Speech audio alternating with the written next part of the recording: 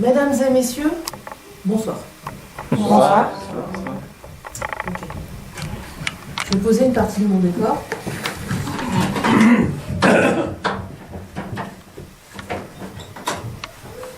Et je ne vais pas poser ça, parce que ça c'est une partie de moi. C'est moi.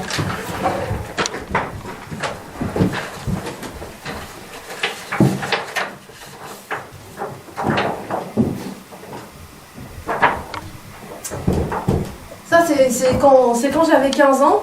Je sais pas si vous voyez, en fait, c'est ma tête et mes dents. En fait, c'est un profil de mon crâne. Profil. Voilà.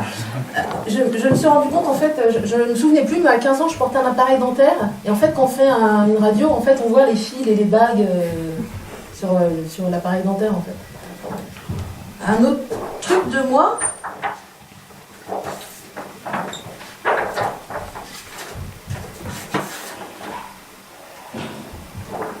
Ça, c'est ma face.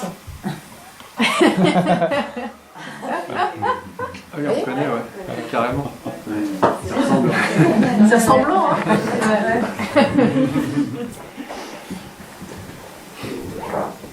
Ça aussi, c'est moi. C'est des multi-mois, ça. C'est plein de mois. Je ne sais pas trop, en fait, dans quel sens ça se prend. Ça doit être comme ça. C'est mon cerveau. Moi, c'est mon cerveau. Et en fait, il y a des hémisphères, puis après, ils font plein de pauses comme ça pour savoir ce qu'on a dans la tête, en fait, dans le cerveau. Enfin, moi, j'avais une grosse tache de sang dans la tête.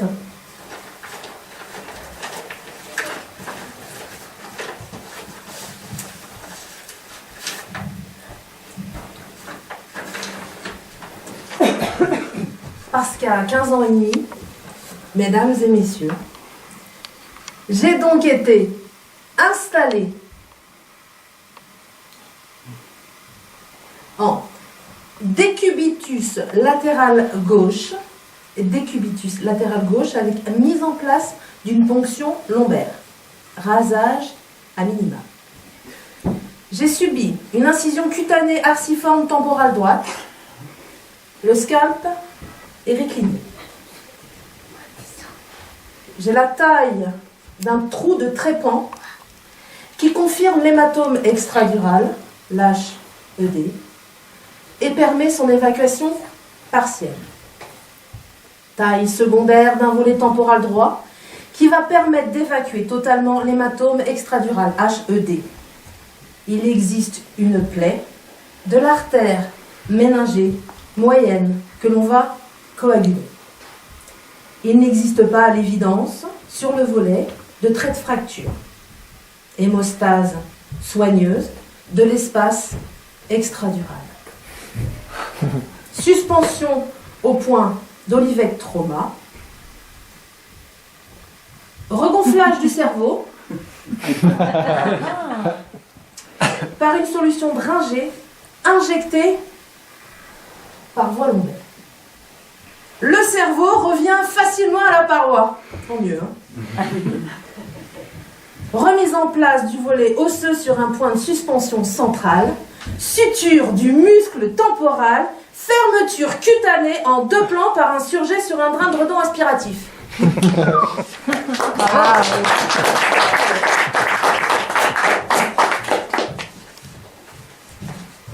Ça, c'est quand j'avais 15 ans. Quand j'avais 15 ans, le 26 août 1990, à 16h30, je fais une chute de cheval. Je tombe au galop. Je ne me rappelle plus pourquoi je suis tombée. On suppose que j'ai perdu le pied de mon étrier droit et je suis tombée et boum, ma tête, pas de bol, un gros caillou, paf, hématome extradural, HED. J'arrive aux urgences. Ils me font donc toutes les radios, je présente rien, ça se voit pas trop, enfin ça se voit pas du tout d'ailleurs, hein, ça va, je communique un petit peu, et puis à un moment donné, Vers 22 heures, mon état se détériore grave. Je vomis, je tombe dans le coma stade 1, je fais des crises d'épilepsie, j'ai les yeux qui partent à la renverse. Là, du coup, on fait le scanner, c'est le truc que je vous ai montré. Et là, ça devient urgent, il faut m'opérer. Il faut tirer, enlever le sang qui est dans ma tête. On m'ouvre, j'ai 42 points de suture sur le côté, on enlève le sang, ça marche. Ça marche, hein. Sinon je ne serais pas là-dedans. Enfin, j'ai peut-être encore quelques petits trucs qui n'ont pas été regonflés en fait dans le cerveau. Mais je suis là devant vous et voilà. Et l'opération est assez longue, hein. C'est une grosse opération et le chirurgien sort de la salle d'opération et dit à ma mère, écoutez madame, on a fait ce qu'on a pu, on a enlevé le sang, l'hématome extradural, maintenant, que va devenir Laetitia? On ne sait pas, on n'en sait rien, on verra bien. Bon. Bah, je suis devenue ce que je suis devenue. Et alors cet épisode-là de ma vie, ça a duré 3 mois.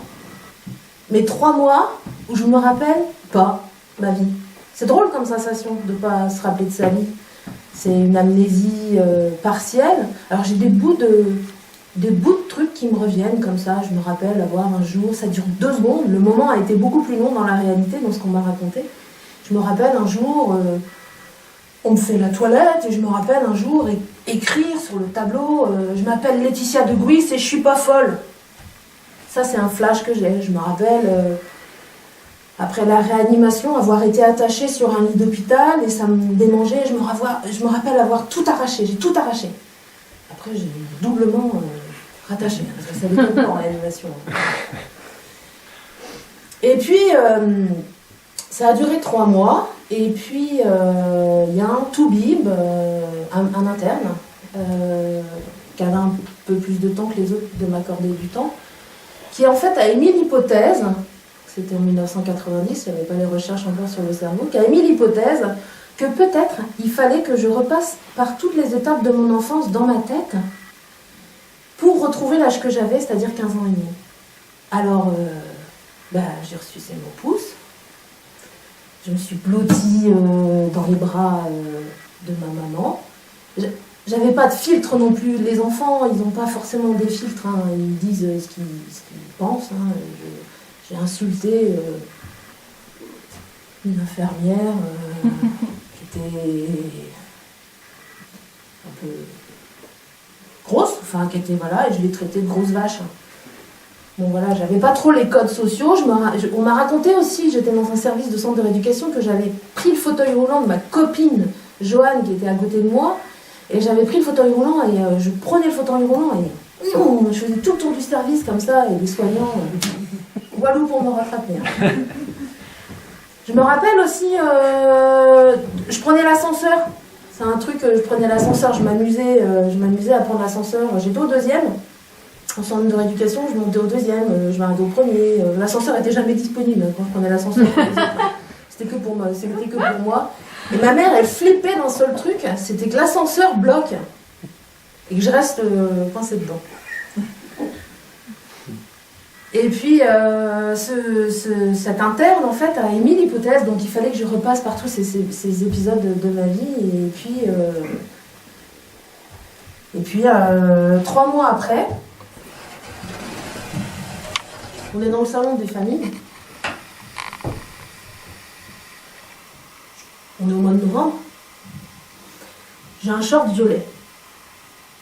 Et je suis comme ça. Et on regarde des chiffres et des lettres à la télé et je regarde mon short, je regarde ma mère qui est derrière moi, je lui dis mais tu m'expliques, moi je suis en short, je suis où là? Et là ma mère à ce moment-là, elle a su que c'était gagné. Elle a su que j'étais revenue. La manière de la regarder. Mes yeux, ils partaient plus à la renverse, je disais plus n'importe quoi. C'est bon, j'avais réintégré tous les codes. J'allais revivre. J'allais passer une deuxième vie. J'allais continuer à vivre.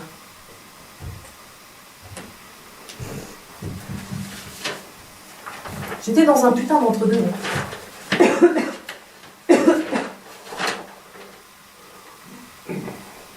l'entre-deux un peu fatal, existentiel, qui est celui d'un entre-deux entre la vie et la mort. La vie, la mort, moi j'ai choisi la vie, ou mon cerveau a choisi la vie, enfin j'en sais rien, je sais pas. Et c'est de ça dont je voudrais vous parler dans ma conf. Alors là, je vais faire un truc qu'on ne fait pas normalement en théâtre.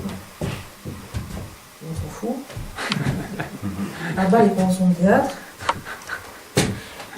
Je vais faire une installation de mon décor à vue. En théâtre, il y a 3 types d'installations. Le décor à vue, le décor précipité, le décor au noir. Je choisis de faire une installation à vue, donc de vous montrer.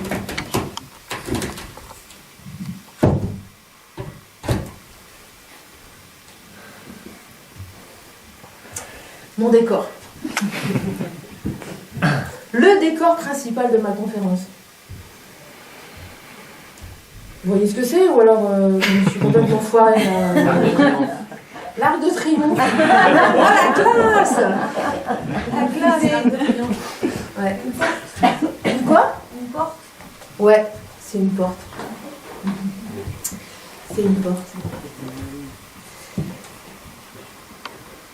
Et alors, dans la porte, on rentre, on est à l'extérieur. C'est simple, hein.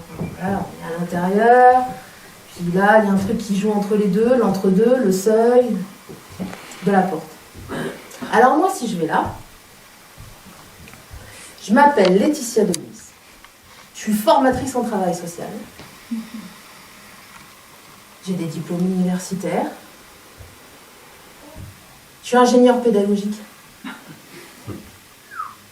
Cadre. J'ai un statut de cadre. Waouh. Je suis responsable des modules de formation en lien avec l'expression artistique et culturelle. J'interviens auprès des éducateurs spécialisés, des moniteurs éducateurs, des éducateurs techniques spécialisés, des auxiliaires de vie sociale, des assistantes familiales, l'assistante maternelle. Ok. Là, je pose, hein. Je pose, je suis devant. Voilà. Je vous épate, quoi, peut-être. Je sais pas. J'ai eu des diplômes avec des mentions aussi.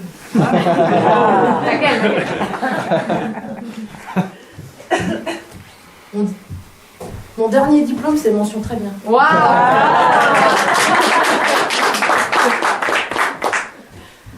Si je rentre, et si je suis à l'intérieur, dans quelque chose de plus privé, je m'appelle Laetitia Denis. J'ai 2 enfants, un garçon et une fille. Je vis en couple. Je suis pas mariée, j'ai pas envie de me marier. Je suis paxée. Je fais du théâtre. Je fais partie d'une troupe de théâtre. J'adore le théâtre. Et je fais du clown aussi. Tout ça en amateur. J'adore danser, j'adore chanter. Et dans mon travail, quand je fais des cours aux étudiants, je suis pas du tout à l'aise de faire des cours en amphi devant 130 étudiants, ça me fait super flipper. Je transpire partout, je vais 3 fois aux toilettes avant d'aller en amphi, enfin c'est l'horreur, quoi. Je suis assez à l'aise par contre quand j'anime dans le cadre de mon travail des ateliers d'écriture. J'adore ça, les ateliers d'écriture, des petits groupes avec des étudiants, je les fais avancer, ça j'aime bien. Ça j'aime bien. Je suis dedans. Si je me mets là, je m'appelle Laetitia Denis.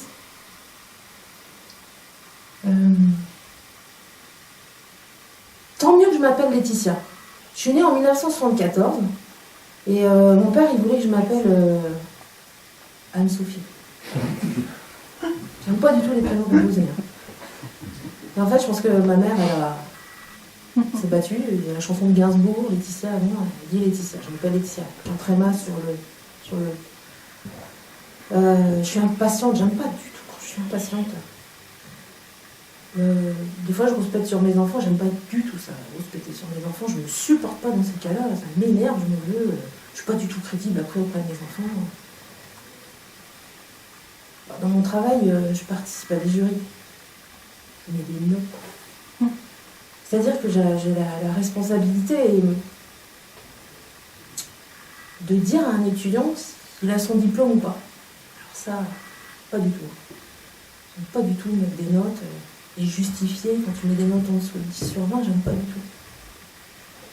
J'aime pas non plus dire, j'aime pas dire aux étudiants, là tu parles trop de toi. Il faut que tu parles des gens, parce que ça rentre pas dans les bons trucs de ce qu'on attend de toi.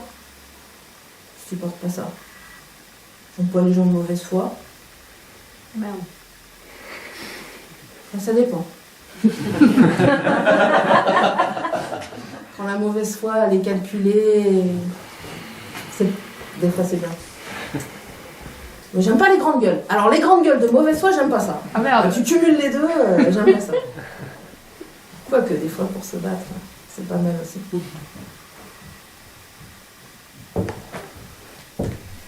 Il se passe pas du tout la même chose. Qu'on soit là ou qu'on soit là, il se passe pas la même chose. Et moi, ce qui m'intéresse avec vous, c'est ce qui peut bien se passer là. Sur le seuil, là, au milieu, quand on n'est pas attendu d'être là, ni d'être là, mais qu'on est là. Ouvrez la porte.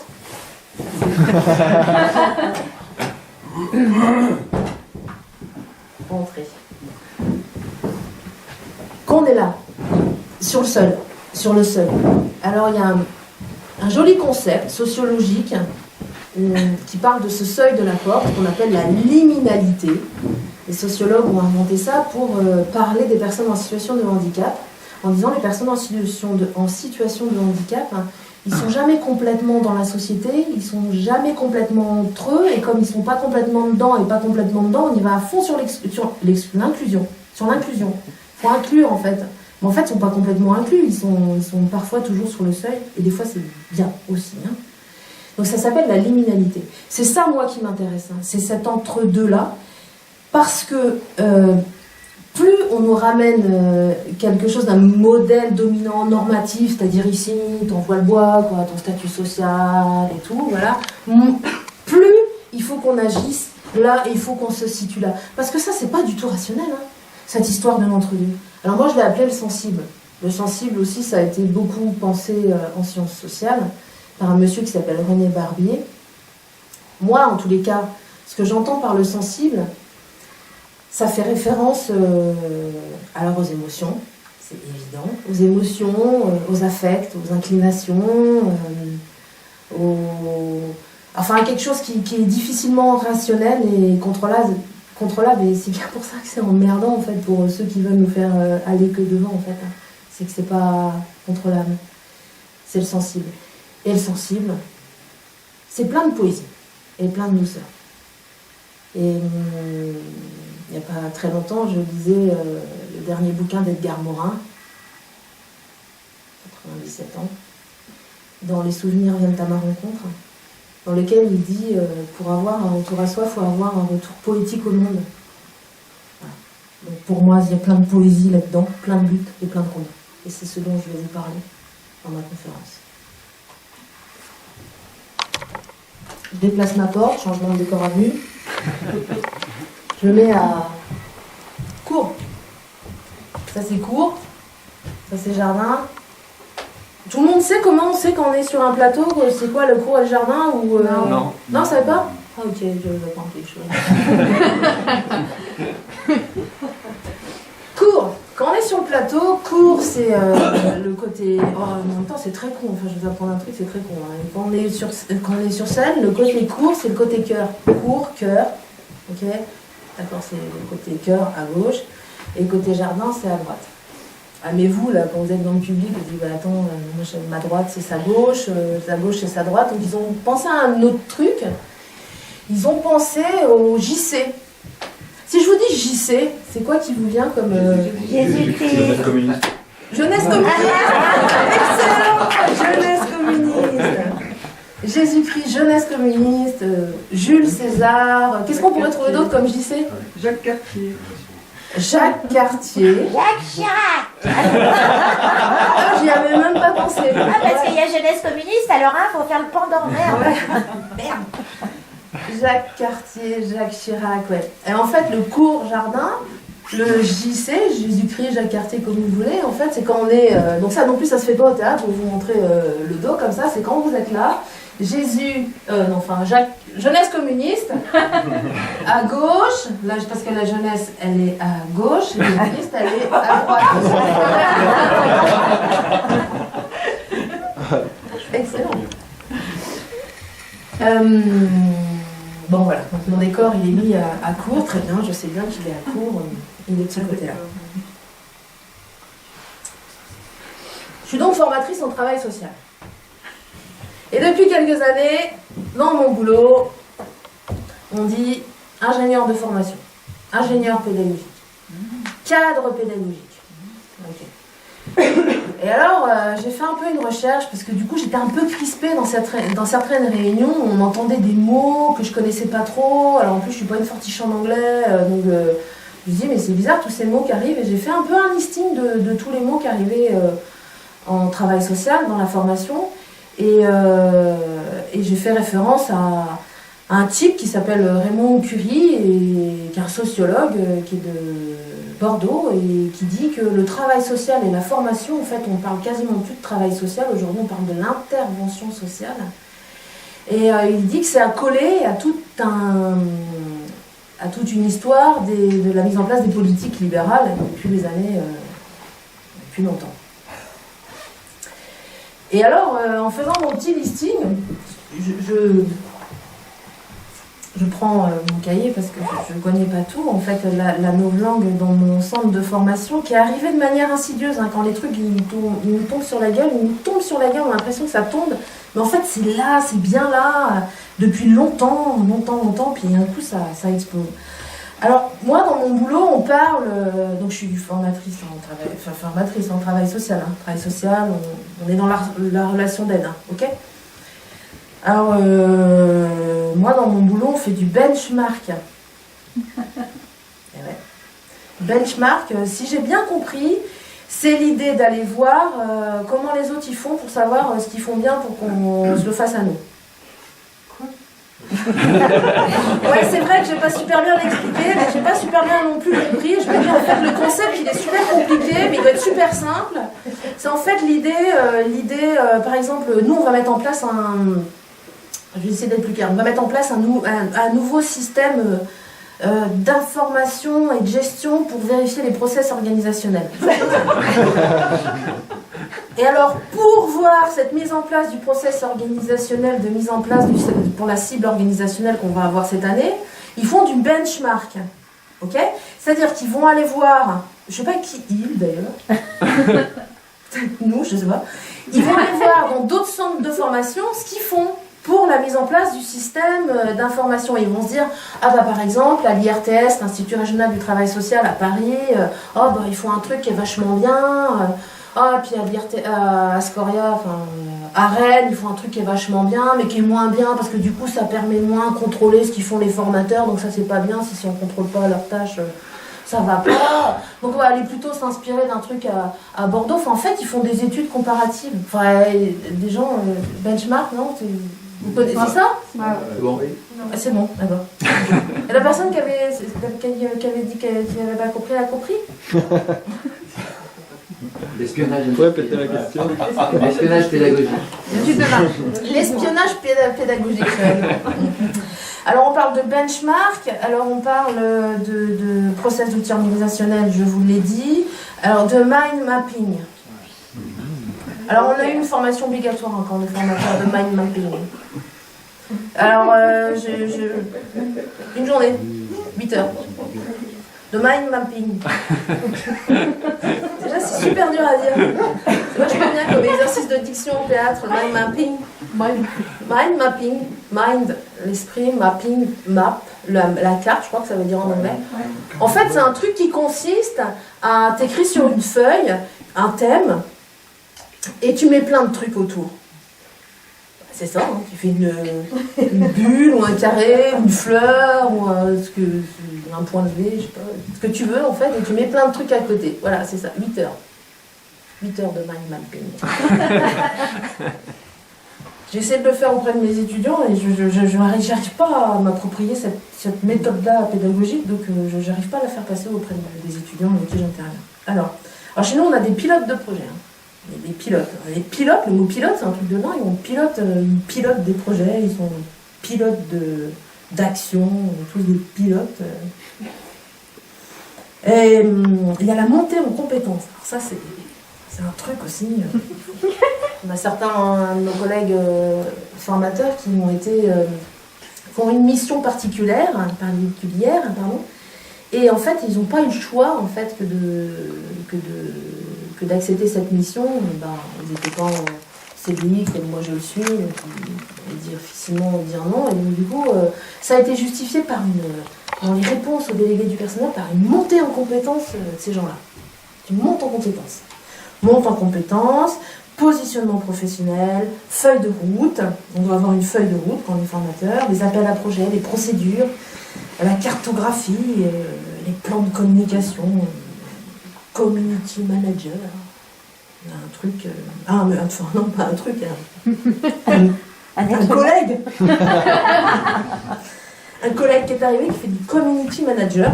C'est-à-dire qu'en gros, il passe sa journée à être sur les réseaux sociaux. C'est une jeune personne qui a une vingtaine d'années et qui est là et qui passe sa journée sur Facebook, Instagram, tous les réseaux sociaux et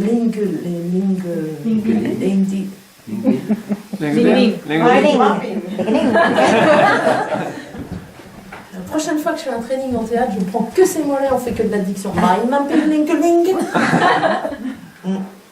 Community manager. Et un truc chez nous aussi qui est arrivé depuis quelques temps, c'est on fait un doodle. Ouais. J'ai entendu parler de ça, on fait un doodle.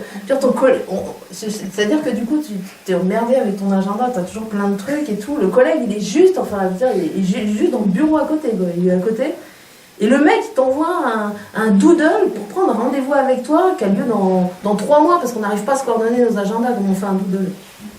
Un doodle. Et voilà. Et je parlais du système d'information et nous, on doit trouver, en fait, on est une équipe super compétente et on doit trouver une solution progicielle.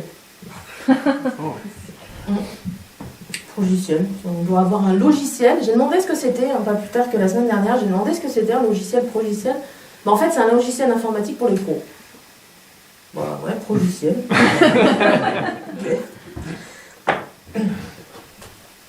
Les enjeux de redressement aussi. Et alors, on a 4 objectifs là, dans la boîte dans laquelle je travaille. Hein, on a 4 objectifs et là, ça rigole pas trop. C'est parce que on doit faire attention à nos dépenses. Et pour faire attention à nos dépenses, on doit travailler sur 4 axes. La transversalité de nos formations, le décloisonnement, la mutualisation de nos postes et la traçabilité. Moi, ça me fait peur. Traçabilité, je sais pas, traçabilité, je sais pas de quoi, pour nous contrôler, pour contrôler nos étudiants, pour savoir ce qu'on fait, je sais pas. Traçabilité, pour moi, c'est un mot qui renvoie aux vaches folles, en fait. Traçabilité, c'est les vaches folles. Et voilà, la novlangue inspirée, là, voilà, de ces politiques libérales. Et puis, moi, je travaille dans le centre de formation depuis un petit moment, et en 2007, on voit arriver un truc insidieusement, et puis à un moment donné, ça tombe, et on voit arriver un super truc. On croit que ça va être génial, ça va simplifier notre existence de formateur, parce qu'avant on faisait bien notre boulot, mais on ne savait pas bien comment on le faisait, donc on voit arriver un truc qui s'appelle un référentiel. Il y en a plein des référentiels dans le travail social et en formation. Mais alors, vraiment plein. Mais nous, on est formateurs, on fait bien notre boulot, hein, on a des étudiants qui ont leur diplôme, voilà. Et puis, on voit arriver ce truc de référentiel. Et les référentiels, en fait, c'est des trucs dans des trucs, en fait. C'est-à-dire qu'on met des choses dans d'autres choses, et des fois, ça passe pas, en fait. On met des carrés dans des ronds, ça colle pas, mais c'est pas grave, On essaye quand même de mettre des trucs, en fait, comme ça. Et en fait, il y a un autre collègue qui en parle dans une conférence gesticulée, il s'appelle Jean Argentry. Il a parlé de la question des référentiels. Alors lui, il est formateur en IFSI, Institut de formation en soins infirmiers. Et il en parle de ces référentiels-là en disant qu'ils sont arrivés dans nos instituts en soins infirmiers. Et puis, en discutant un peu autour de moi, je me dis, mais en fait, c'est en train de toucher plein de secteurs d'activité, plein de métiers. Ça doit être un truc génial, magique, en fait. Ouais, bah, c'est magique dans une certaine forme d'idéologie qui n'est pas celle que dans le travail social on défend, je crois. Et les référentiels, en fait, c'est l'histoire des cases. Des cases. Alors moi, j'ai pensé qu'ils avaient inventé des petites boîtes. Des petites boîtes du travail social. Ils ont inventé des petites boîtes. C'est-à-dire que dans la boîte, il y a d'autres boîtes. Alors, il y a une grande boîte, enfin une grande boîte, moyenne. Il n'y a rien dedans. Enfin, on va le remplir de compétences après, tout ça. Il y a une grande boîte, puis à l'intérieur de la grande boîte, bah, il y a une autre boîte.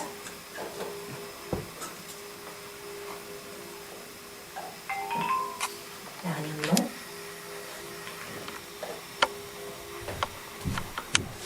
Deux. À l'intérieur de cette moyenne boîte, il y a une autre moyenne boîte. Rien dedans.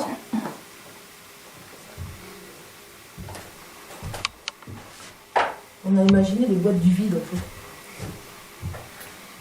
Et la petite boîte. Toute petite boîte. Et à l'intérieur de la petite boîte, il y a quelqu'un.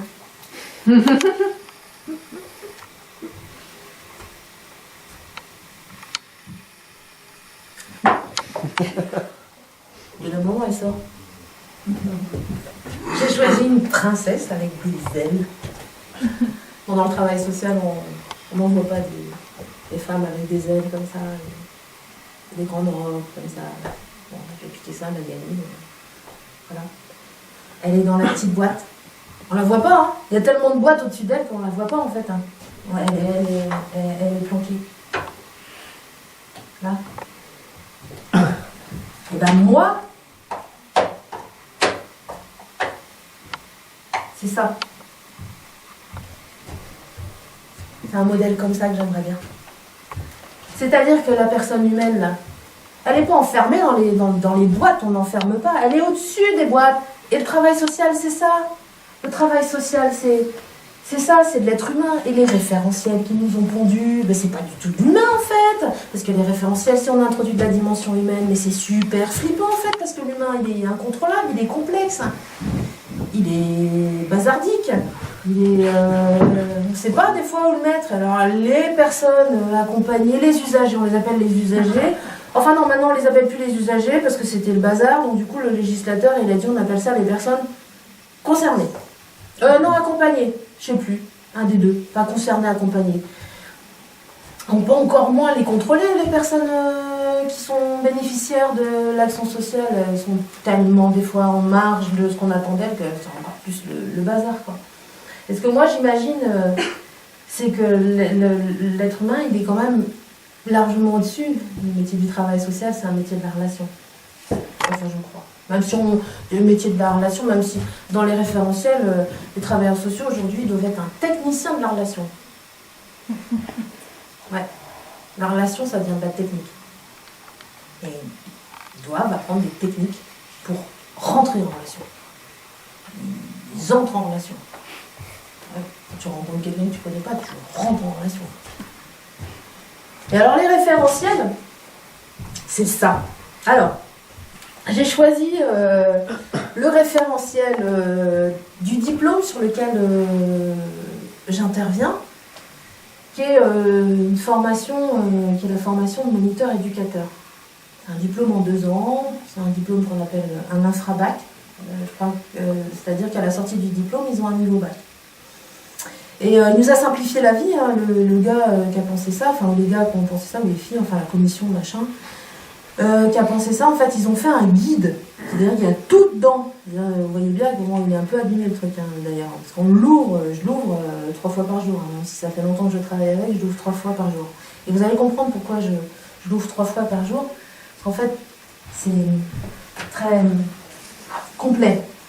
Donc, dans ce petit guide, il y a donc un référentiel professionnel, un référentiel du contexte d'intervention, un référentiel des fonctions, un référentiel des activités, un référentiel des domaines de compétences, un référentiel des indicateurs de compétences, un référentiel de certification.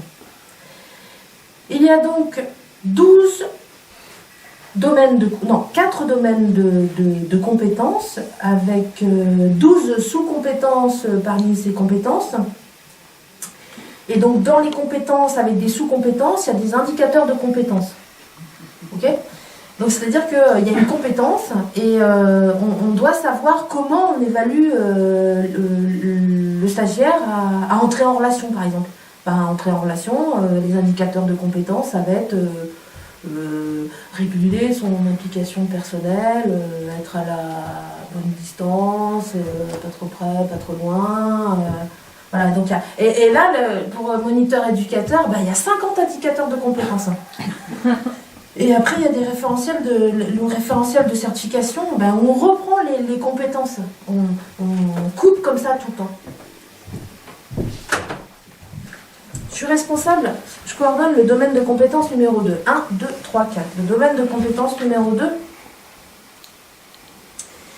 il s'intitule, pour nos moniteurs éducateurs, Participation à l'élaboration et à la conduite du projet éducatif spécialisé. C'est The compétences. Sous-compétences, observer, rendre compte et contribuer à l'évaluation des situations éducatives. Ça, c'est la 2.1. La 2.2, participer à la mise en œuvre d'un projet éducatif. La 2.1.1.1. Savoir collecter des données et des observations, savoir formaliser et restituer les éléments recueillis, savoir évaluer ses actions dans le cadre du projet éducatif, savoir réajuster son action en fonction de cette évaluation, savoir faire des propositions pour l'élaboration d'un projet collectif. Compétence 2, savoir mettre en œuvre des activités dans le projet éducatif, savoir prendre en compte les ressources, projets, réseaux internes et externes de l'institution, savoir prendre en compte la place et le rôle des familles, savoir anticiper les difficultés, ajuster et réguler ses actions.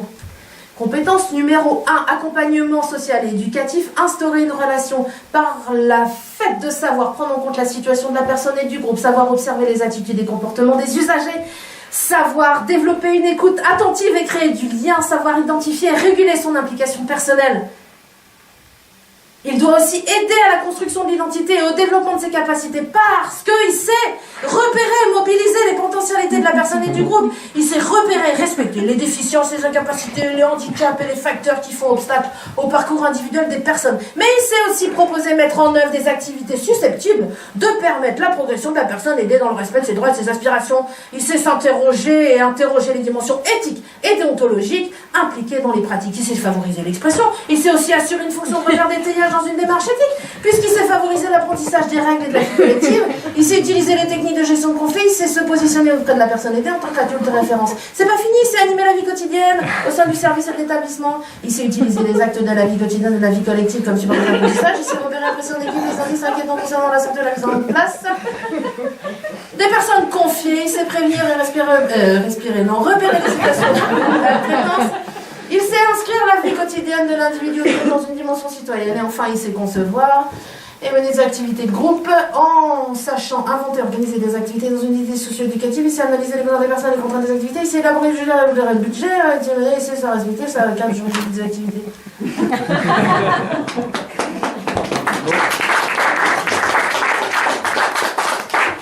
50 comme ça. 50.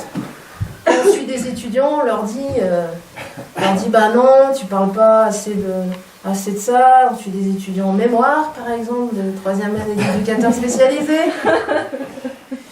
Et on leur dit sur l'élaboration de votre mémoire de fin d'année, en fait, là, c'est inscrit dans la compétence numéro 2. Le numéro 2, c'est le projet. Donc, les étudiants, ils sont obligés de parler du projet. pas trop de l'équipe. Ils ne peuvent pas trop te parler de l'équipe parce que l'équipe, en fait, c'est la compétence numéro 3. Donc, en fait, on leur dit non, là, tu parles pas assez du projet, de la méthodologie de projet, les objectifs opérationnels, les objectifs spécifiques, les moyens et l'évaluation. Puis l'évaluation avec des différentes évaluations, différents trucs. Voilà. C'est une partie de mon travail, ça. C'est avec quoi je suis pas toujours très à l'aise. Qui fait que quand nos étudiants ils sont pas dans les bonnes compétences, ben, on a des notes en dessous de la moyenne. Ça, j'aime pas du tout dans mon travail. Mais je le fais. Je le fais parce qu'il y a l'entre-deux. Il y a le milieu. Et alors, quand les référentiels sont tombés, je me suis dit, là, Laetitia, avant de faire un gros burn-out, un épuisement professionnel de ouf, parce que tu vas pas du tout t'y retrouver, il faut que tu pleures.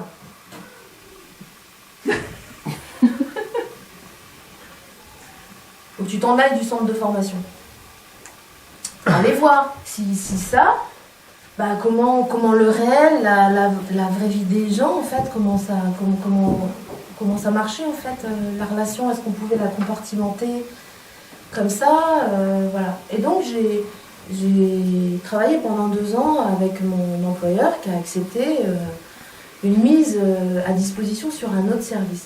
Je travaille mon employeur, c'est la sauvegarde de l'enfance du Finistère, et nous avons plein de services. Et je suis partie pendant 3 ans du centre de formation. Alors, on a essayé de m'inviter à partir sur un poste de chef, parce qu'il y a une espèce d'ascension, comme ça. On est travailleur social, on est formateur, et puis après on est chef, on est directeur adjoint, on est directeur général, voilà. Moi j'ai dit non, je ne veux pas être chef, j'ai un poste de travailleur social, ça sera pas mal. J'arrive sur un service où j'occupe un poste de travailleur social. J'arrive sur un service qu'on appelle un service d'AEMO. Alors, on est bien aussi en travail social pour les sigles, on peut dire, parce que c'est le sigle d'AEMO, pour ceux qui ne connaissent pas, assistance éducative en milieu ouvert. C'est une mesure décidée par le magistrat, le juge des enfants, qui considère, à ce moment précis de la situation, il faudrait peut-être quand même mieux une petite intervention un peu éducative là, pour éviter de demander tout de suite les enfants et les retirer de leur famille. Donc il y a des éducateurs, des travailleurs sociaux qui interviennent à domicile. Moi j'arrive dans le service, je me la ramène pas trop, je me ramène pas du tout d'ailleurs. Pas éducatrice spécialisée, en plus je suis animatrice socioculturelle et animée de l'éducation populaire. Vas-y, assis-toi. Donc moi j'arrive doucement dans ce service-là et ça fait 15 jours que je suis arrivée sur le service et j'interviens, parce qu'on parle comme ça, j'arrive au domicile d'une famille. Il y a 6 enfants.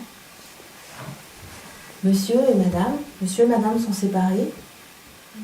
Je prends connaissance du dossier avant d'arriver dans cette famille-là, chez cette maman-là. Le dossier, il est comme ça. C'est-à-dire que du coup, c'est une famille dans le secteur dans lequel on habite qui est connue depuis longtemps par les services sociaux. Dès que tu prononces le prénom d'un des gamins, tout le monde a un savoir commun sur cette famille-là. Je prends connaissance du dossier et je me dis ok, bienvenue au milieu ouvert. Voilà. J'arrive. Première visite chez madame. Donc il y a 6 enfants mineurs. Madame, monsieur a eu des enfants avant, qui ont été même suivis par les services sociaux. Madame a aussi des enfants, suivis aussi par les services sociaux. Et là, il y a 6 mineurs au domicile chez madame. Le papa ne peut pas les voir. Les 3 garçons, c'est une fratrie de 6, il y a 3 garçons. Les 3 garçons ont été placés en foyer éducatif pendant 7 ou 8 ans. Ils ont subi de la maltraitance physique de la part du père. Moi j'arrive, ça fait 15 jours. Je suis timide, mais j'ai en tête quand même que ça va. Je ne suis pas une jeune professionnelle, ça fait quelques années que j'enseigne en travail social, voilà. Je sors à la porte, la visite va durer 1h30. Et alors 1h30, je sonne à la porte, putain, c'est la nouvelle éducatrice. Putain, les éducateurs spécialisés, de toute façon, ils servent qu'à sucer des bites dans les bois. Putain, l'autre pute, elle est venue avec la bagnole blanche. Forcément, c'est une Clio blanche et un service de travailleurs sociaux. Voilà. On m'ouvre la porte. J'arrive, voilà. Et en fait, la première image que j'ai dans cette famille-là, c'est blindé de rouge. C'est blindé de rouge. Partout, c'est rouge. Il y a le tapis à l'entrée est rouge, les tableaux sont rouges, l'aînée de la famille, elle a un vernis rouge, un gros vernis rouge, tout est rouge, la cafetière est rouge. Je vous parle de la cafetière parce qu'en fait, pendant 1h30 dans ma visite, il y aura 3 cafetières de café. Je fais la visite, il est 6h de l'après-midi, moi j'ai un code qui est le mien, mais enfin peut-être un code, je me dis en fait 6h, 6h30, on mange vers 7h30, 8h, on arrête de boire du café, enfin surtout que la plus petite elle avait 10 ans, non, ça se passe pas du tout comme ça en fait. 3 cafetières de café, elles vont être bues, et moi je vais être obligée d'en boire. C'est le code pour rentrer dans cette famille-là. Je bois du café, je sais pas où me foutre pendant cette visite-là. Je sais pas si je dois m'asseoir autour de la table, parce qu'en fait, ça vit beaucoup en fait dans cette famille-là. Ça bouge, ça crie, ça s'insulte. Madame n'est pas là. Les gamins, ils font vivre cette maison, ils s'engueulent. Enfin, j'ai pas ces codes-là, moi je comprends pas ce qui se passe. Et le magistrat, il a marqué dans son ordonnance, parce que les services d'AEMO, comme ça, on travaille sur ordonnance, sur un magistrat qui fait une ordonnance, un jugement, et il marque pour la plupart de ces mineurs de l'adaptation du langage. En fait, je me dis, mais c'est pas perdu en fait que de leur dire qu'on ne dit pas, ça se dit pas, un professeur, même si t'es pas d'accord avec lui, ça se dit pas, tu dis pas fille de pute quoi, enfin tu dis pas ça. Moi, je me dis, mais on a 10 000 lieux de ça, moi je vais arriver avec mes cases, avec mon mode de lecture, comme ça je vais imposer ça, et qui je suis au final, pour dire soit, voilà, je suis mandatée par le magistrat, enfin le service dans lequel je travaille est mandaté par le magistrat, mais moi j'arrive avec ce que je suis, et j'arrive avec ce que je suis, et pour moi, oui, on ne boit pas 3 cafetières de café, mais après tout, chacun fait ce qu'il veut quand il est chez lui, quoi. Et madame arrive quelques temps après, elle arrive du travail, madame travaille, et elle arrive très généreuse, elle arrive vers moi, elle est en rouge aussi. En fait, je dirais qu'après, c'est ma fratrie rouge, ma famille rouge. Je vais la qualifier de rouge. Madame, elle est en rouge, en fait, elle a un truc décolleté, c'est rouge. Elle a des leggings près du corps et ils sont rouges. C'est assez harmonieux d'ailleurs, je trouve, moi qui aime bien les couleurs. Je trouve que ça lui va plutôt bien, elle est très généreuse et voilà. Bon, après le langage il est aussi celui après une journée de boulot en fait, quand on a ras le cul de ta journée de boulot, toi tu fais chier, t'as pas mis la table, enfin voilà, je sais toujours pas où foutre, à un moment donné il faut que je parte. Et je pars et ça fait donc 15 jours que je suis arrivée dans le service et je me dis mais ça va être balèze l'application des référentiels. Parce que je sais pas si je suis entrée en relation dans cette famille-là. Je sais pas si j'ai eu assez de distance. J'ai certains de mes collègues qui disaient non mais ça va pas quoi, tu peux pas boire du café quand t'es chez les gens. Enfin du café ou de la tisane ou autre chose. Hein. Ça se fait pas quoi. Il faut une certaine distance, les professionnels. Ça, en fait, je sais pas. Je sais pas comment j'ai fait en fait. J'ai fait avec ce que je croyais être bon à ce moment-là.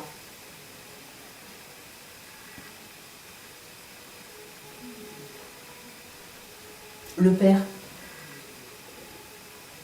Je n'osais pas parler du père. Ou très peu.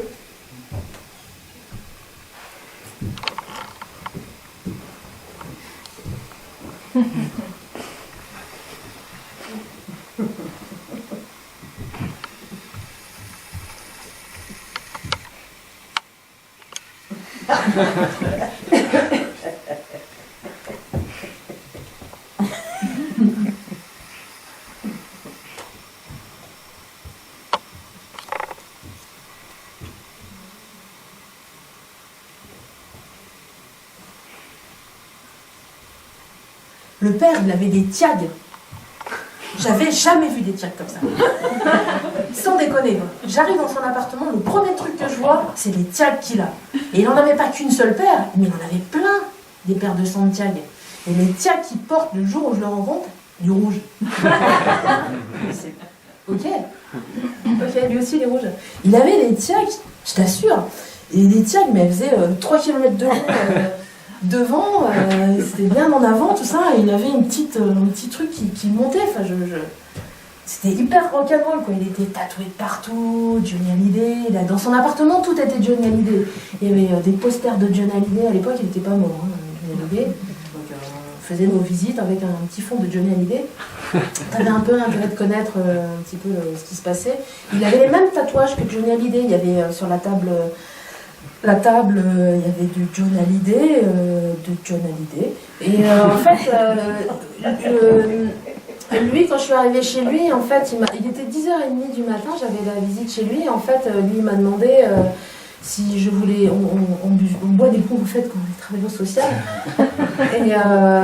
Mais pas que du café. Et parce que lui, en fait, à 10h30, il m'a demandé si je voulais un whisky. Il a rajouté avec du coca. Voilà, j'ai pas pu.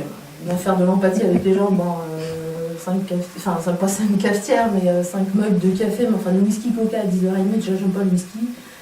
Et à 10h30, j'aurais été bien film de continuer mon boulot après. J'imagine le truc, tu prends la bagnole de service, t'es arrêté. Et alors, lui, il avait un vocabulaire aussi. Hein. Du vocabulaire, monsieur, et il m'a appris des trucs. Bon, fallait pas trop rigoler, j'avais les grosses pétoches, hein, là, je le dis, j'avais les grosses pétoches. Ce monsieur-là, il me faisait peur. Il avait été en maison d'arrest, on disait qu'il était un voyou.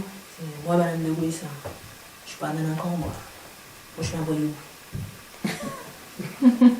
Il avait cogné sur ses femmes, sur ses enfants, j'avais eu le dossier comme ça, et il me faisait peur. Mais quand on est travailleur social, bah, on fait avec ça, hein. Enfin, j'essaie de faire avec ça. Et un jour, il m'a appris un truc, il m'a dit, je parlais du fait qu'il avait tapé, enfin j'essayais de comprendre pourquoi il n'avait tapé que sur ses garçons. Enfin, c'est un peu... Pourquoi je m'embarquais ?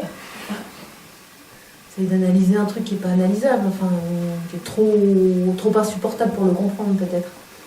Bref, et là, il me fait une réponse, on était sur le canapé, et là, il se lève.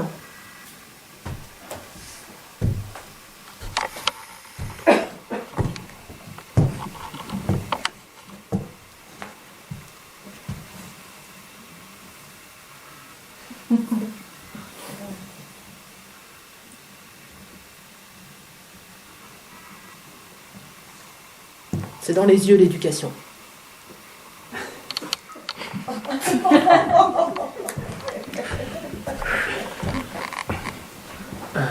Trop facile le truc. Dans les yeux l'éducation. Suffisait qu'il regarde pour que ces gamins ils comprennent qu'il allait vriller ce père de famille et qu'il allait les recogner dessus. Non, c'est dans les yeux l'éducation. Bon, il m'a appris des trucs comme ça. J'ai appris le mot poloche avec lui. Un jour il me dit, je lui ai trop amusé qu'il n'était pas délinquant, qu'il était vaudou. Il me dit, vous savez ce que c'est, Madame de Gouis, la poloche? Bah, c'est la poloche, ça me fait penser à un truc, dialogue d'Audiard, un peu, tampon flingueur, une Raoul, poloche. Ah non, je sais pas ce que c'est, quoi. Alors là, il devenait super fier d'apprendre quelque chose, de m'apprendre quelque chose. En fait, la poloche, c'est quand tu as été en galère dans la rue et et que du coup tu es un peu obligé de te débrouiller, enfin voilà, elle connaît pas la vie quoi, elle connaît pas la vie, Madame Deguis là, avec son look, elle connaît pas la vie, voilà. La dernière fois que j'ai vu ce père de famille, c'était à l'audience, donc devant le magistrat, enfin dans le bureau du magistrat, juste les enfants. Donc le magistrat convoque à une audience pour savoir s'il continue la mesure, s'il l'arrête, s'il transforme la mesure en autre chose. C'est la dernière fois que j'ai vu ce monsieur-là. Et ça se passe dans le bureau du juge des enfants. On arrive chez le magistrat, moi je la boucle, hein, je ne la ramène pas chez le magistrat. Voilà, c'est le juge quand même. Voilà, et le monsieur est le dernier à rentrer dans le bureau. Sur le côté, le monsieur est le dernier à rentrer dans le bureau et il est tout seul, tous ses gamins sont avec moi et avec leur maman.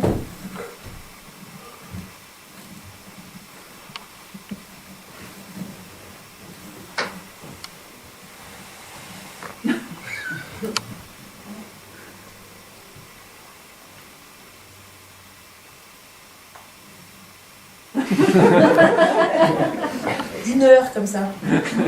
Une heure dans le bureau du juge. Mais la juge, elle va lui dire quelque chose, elle n'a rien dit.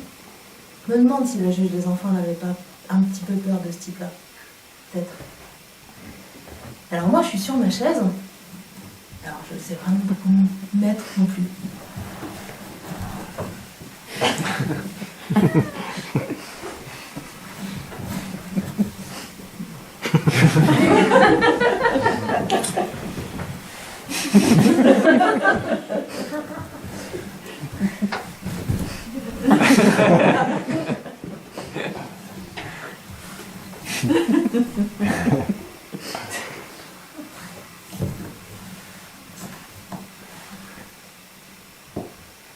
Voilà, je crois que j'ai bougé beaucoup et j'ai réussi à trouver une place qui était la mienne.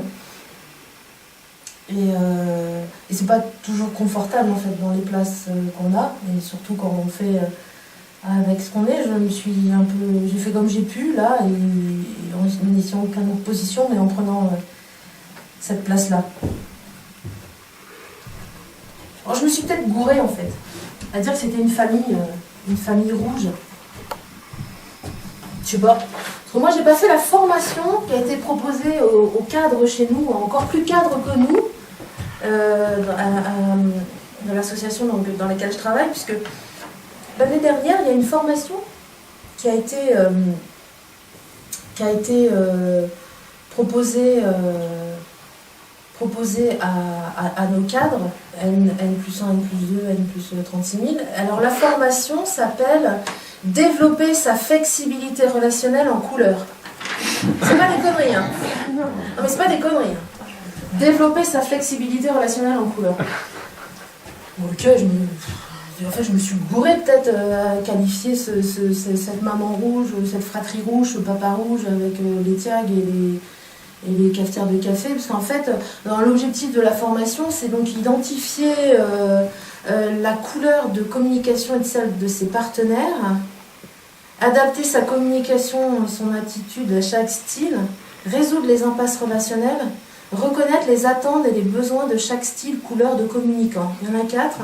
Rouge, bleu, vert et jaune. Putain, un rouge dedans. Voilà, avec un programme, le test, la découverte de son style de communication, la découverte des autres styles de communication, l'adaptation pour entrer en relation avec chaque profil. Si on a des difficultés à bien communiquer, en fait, il faut adapter sa souplesse relationnelle. Voilà, c'est une formation pour développer sa flexibilité relationnelle en couleur. J'ai pas eu la formation. J'ai eu le mind mapping.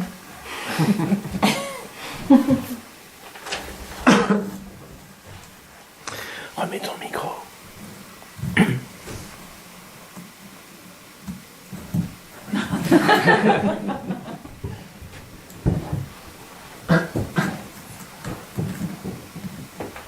C'est bon ? Ouais. Alors il y avait ce papa, il y avait ses couleurs.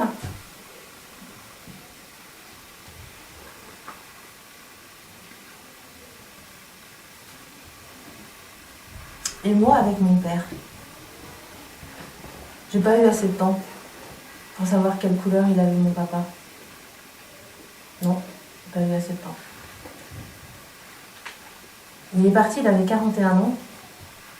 J'avais 8 ans et demi. Et j'ai pas eu le temps de le connaître, pas beaucoup. Et en fait, je me rappelle bien le jour où ça a démarré. On habitait dans une maison de campagne. Et j'étais dans la cuisine, en train de jouer, enfin, je sais pas, dans la pièce de vie en tous les cas. Et mon père devait préparer le repas du soir. Il devait faire une soupe ou un pot-au-feu. Enfin, je me rappelle, il devait aller chercher une grosse marmite dans la cave.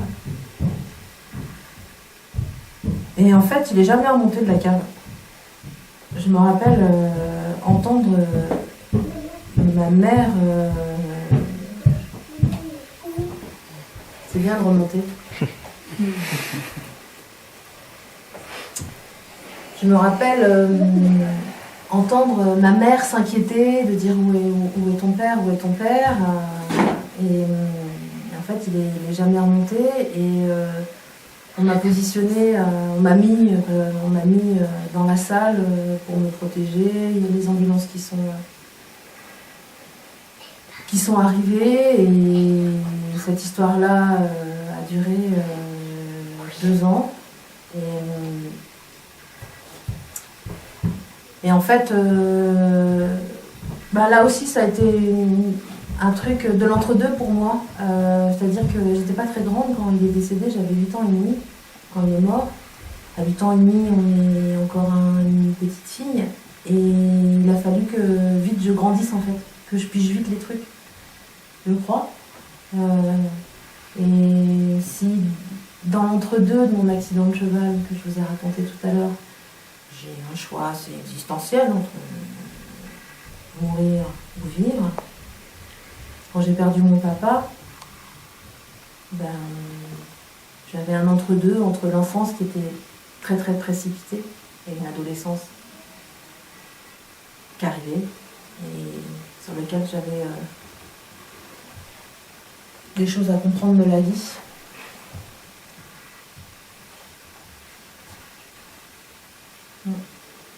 Histoire des couleurs.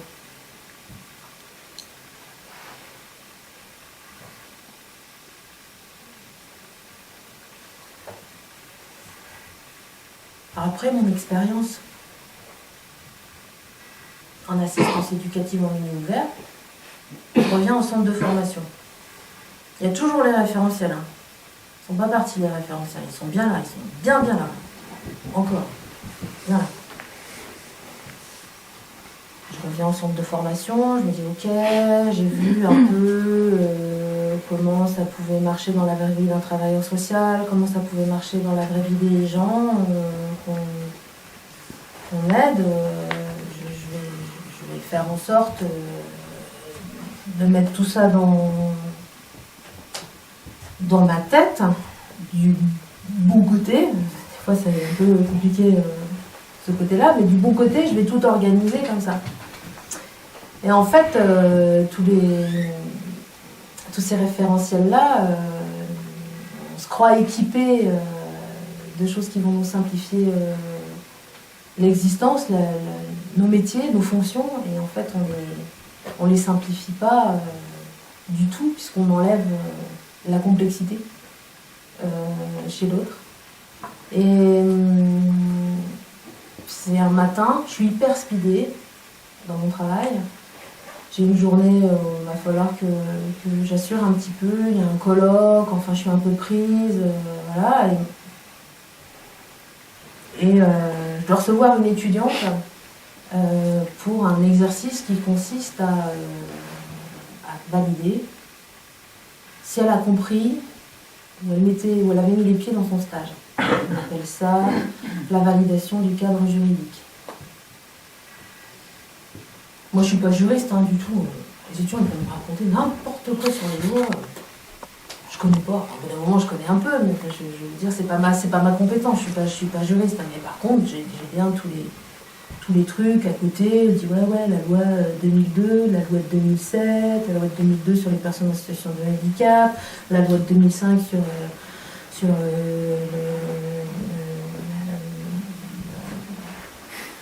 c'est pas juriste, quoi. Céline, la loi handicap mental, c'est ça 2005. Bon, la loi de 2007, la protection de l'enfance, la loi de 2016, la protection de l'enfance, enfin plein de lois. Moi, je suis censée, et j'évalue ça, ça correspond au domaine de compétence numéro 4. C'est-à-dire, est-ce que l'étudiant, il a bien compris, le stagiaire, il a bien compris là où il mettait les pieds. J'ai mes fiches, l'étudiant s'appelle Suzanne, je la reçois, mais je suis un peu tendue, je sens bien que je suis un peu tendue ce matin-là à mon boulot, et je la reçois, je me dis c'est une banalité en fait. On va avoir compris le cadre juridique de là où elle met les pieds, c'est fastoche, je vais valider, tac, elle est validée, bon, ça va être ridicule. Je reçois l'étudiante, j'installe le protocole. Quand on installe le protocole, on ne rentre pas en relation. On installe le protocole, c'est différent. Donc j'installe le protocole, j'explique en quoi ça va consister cet exercice, elle le sait, on a envoyé un courrier avant, voilà, elle le sait.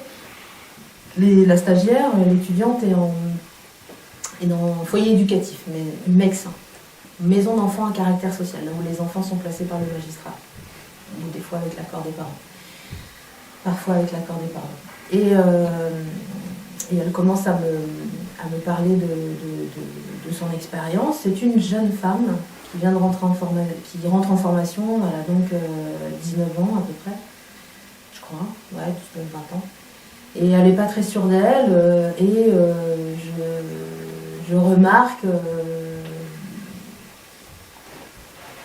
assez vite, elle a fait un effort, enfin je vois qu'elle a fait un effort pour être dans cet exercice-là, pour bien se présenter, elle est devant la porte. Elle joue son rôle, je joue le mien. Et elle m'explique, je pige, elle a compris là où elle avait mis les pieds, elle sort toutes les lois, toute la problématique des gamins qui sont accueillis en maison d'enfants à caractère social. Elle m'explique. Ok, je valide. DC4, le domaine de compétences, DC4, validé. Elle a cité toutes les lois, ok, je valide et tout ça. Et puis je questionne un peu. Je la questionne et elle me parle d'une situation qui pour elle a été insupportable, d'un petit, moins de 6 ans, qui a été placé pour maltraitance sexuelle de la part de quelqu'un de sa famille. Et elle me dit, nous, notre boulot, en tant qu'éducateur, en maison d'enfants en caractère social, pour répondre à la loi de 2007 et de 2016, c'est de permettre à l'enfant de retourner à domicile, et on va travailler avec les parents pour faire en sorte que ça ne se reproduise pas. Elle m'explique ça avec force et conviction. Et moi, je l'interroge là-dessus, je dis, ah ouais, Suzanne, ah ouais. Et vous pensez qu'avec des parents qui ont fait une telle atrocité, un tel insupportable de la vie, le travailleur social, il peut faire quelque chose. Enfin, c'est quoi son boulot, quoi, mis à part de trouver ça dégueulasse et d'essayer de supporter ce qui est pas supportable. Vous croyez vraiment? Et là, elle me répond, je prends une respiration, elle me répond et elle me dit oui, j'y crois. Oui, j'y crois. Je crois vraiment à ça. Je crois vraiment que les gens peuvent changer. Et je continue un peu à échanger là-dessus avec elle, et elle me répond de cette conviction-là. Je sens très très forte en elle, cette conviction-là. Et je comprends, dans sa réponse, qu'elle est certainement en train de me parler d'elle, et qu'elle est certainement en train de me parler de ses parents. Et au moment où je le comprends, ça correspond à quelque chose de très émotionnel là-dessus, pour elle. Et elle pleure, et elle se met à pleurer. Et là, moi, je ne peux pas la récupérer. Alors, j'essaye d'attendre un peu, et en fait, je ne la récupère pas, je ne vais pas la récupérer, et je ne vais certainement pas la récupérer avec mes fiches et mes validations du cadre juridique de la loi de 2002, 2007 et 2000, je ne sais pas combien. Voilà, et je laisse ce moment s'installer et là je vais être encore moins dans les clous des référentiels. Parce que le seul truc, la seule arme que j'ai à ce moment-là, qui est la mienne, c'est que je me mets à pleurer.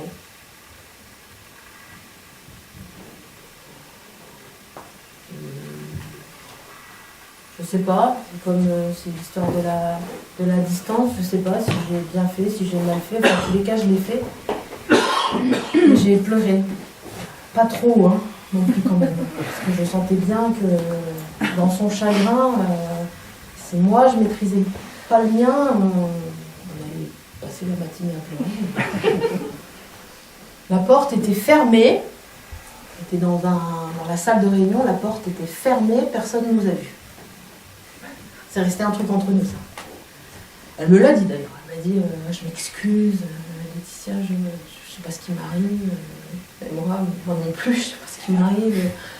Je pleure avec vous, enfin, je sais pas, je pleure avec toi parce que tu me fais pleurer, parce que tu as raison de dire ça, parce que tu as raison de donner cette conviction-là. Et puis c'est ça qui fait sens dans le métier que tu vas exercer, mais bon sang que tu as raison. Et vas-y, on y va. Et puis, je t'ai validé ton cadre juridique. Et le cadre juridique, c'est bon, c'est fait. Garde ça. Parce que ça, tu vas le garder. Et ça, c'est des sacrées valeurs pour la travailleuse sociale que tu seras demain. Elle a eu son diplôme, d'ailleurs, en juin l'année dernière. Mais c'était un moment à nous deux.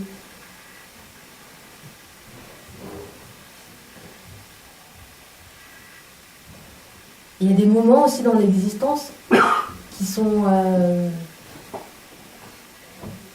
qu'à nous, qu'à une rencontre avec une personne, qu'à un moment, qu'à une relation avec une personne. Et moi, il y a un moment dans ma vie qui a été qu'à moi.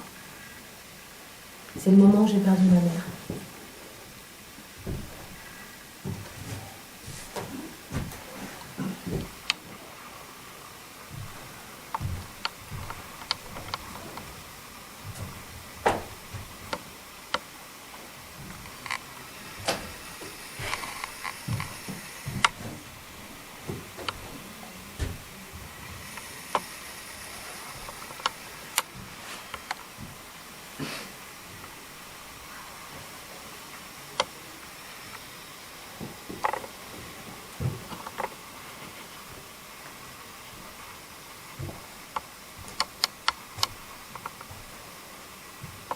Elle est malade depuis quelque temps, ma maman.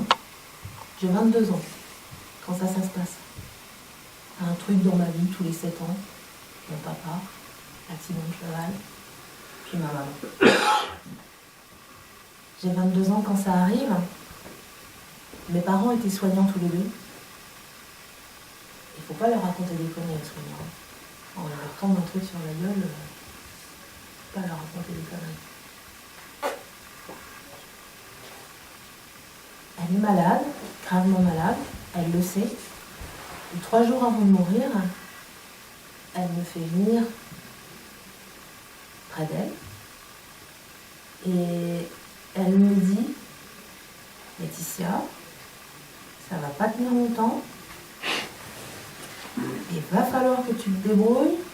À l'époque, je suis en faculté, à l'université, plutôt une bonne élève. Prétention de continuer longuement mes études. Je suis chez ma maman, plutôt un truc assez confortable, sauf que là ça rigole plus quoi. Parce que j'ai plus de papa, et il va falloir que je m'assume financièrement, et c'est ce qu'elle me dit, ma mère. Elle me dit, bah écoute, tu vas t'assumer, tu vas aller travailler, tu vas gagner ta vie. Il faut que tu sois autonome. Jamais tu dépendras d'un homme. Il ne faut jamais que tu dépendes d'un homme. Tu vas gagner ta vie. Tu vas travailler. Tu vas faire autre chose, donc en tous les cas, tu vas être obligée d'être indépendante. Tu vas devenir une femme. J'avais pas ça, moi, comme projet à 22 ans. J'avais des projets de faire la fête le jeudi soir avec mes copains. Continuer mes études. Me débrouiller, bah non. Le projet, c'est de devenir femme indépendante, autonome. Ok. Très bien, j'arrête mes études. J'arrête tout de suite mes études. Et je cherche du boulot. Je vais en trouver. Quelques temps après, je vais signer mon premier CDI. Et après ce discours-là, ce moment qui appartient qu'à nous aussi, il y a eu un deuxième moment. C'est le moment où... c'est le moment où son cœur s'est arrêté de battre. Les machines, les gens qui sont branchés, ça donne un rythme. Ma maman était branchée de partout, elle était à l'hôpital, il y a beaucoup de bruit, et à un moment donné, il n'y a plus rien. Ça dure une demi-seconde ce truc, quoi. C'est un entre-deux brutal. Ça s'arrête net. Et là, il y a le silence qui paraît complètement démesuré par rapport à ce que tu avais imaginé. Ça faisait 2 ans que j'étais habituée, ces machines, c'est tout ça, et là, ça s'est arrêté net. J'entendais vaguement dans le couloir, on entend toujours, elle est décédée au petit matin. J'entendais vaguement tout ça, mais et ce moment-là, où ça s'arrête, où moi je suis dans le silence, je me suis dit, ce moment-là, putain, mais alors là, celui-là, personne ne va me voler. Celui-là, il m'appartient. Et il appartient dans mon histoire avec elle. Et là, j'autorise personne à rentrer dans la chambre. Personne. Alors, je me suis déplacée. J'ai fermé la porte, à clé.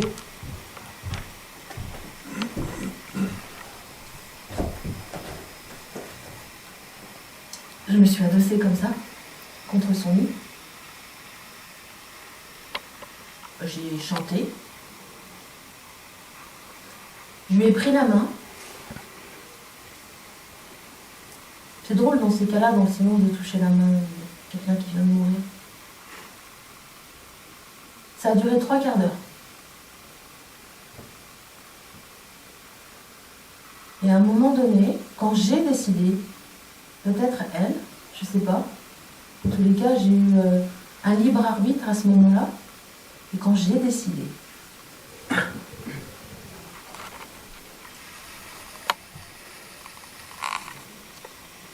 quand il y avait toujours ce silence-là, mais que c'est moi qui avais décidé, je vais aller ouvrir la porte.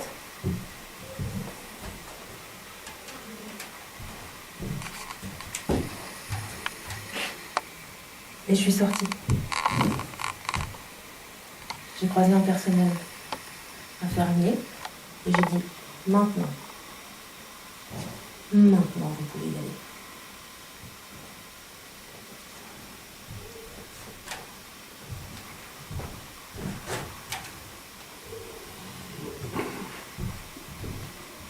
J'ai continué, j'ai essayé de faire mon deuil.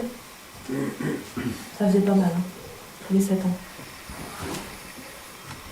On fait son deuil. Ça m'énerve comme expression, ce truc-là. On fait son deuil, faire son deuil. Et puis, tu te démerdes bien comme tu peux avec les deuils que t'as, les traumatismes que t'as. Tu te démerdes bien, on fait pas son deuil. C'est le deuil qui nous fait, qui fait ce qu'on est. C'est Michel Onfray qui dit ça. C'est le deuil qui nous fait. Ouais, c'est le deuil qui nous fait.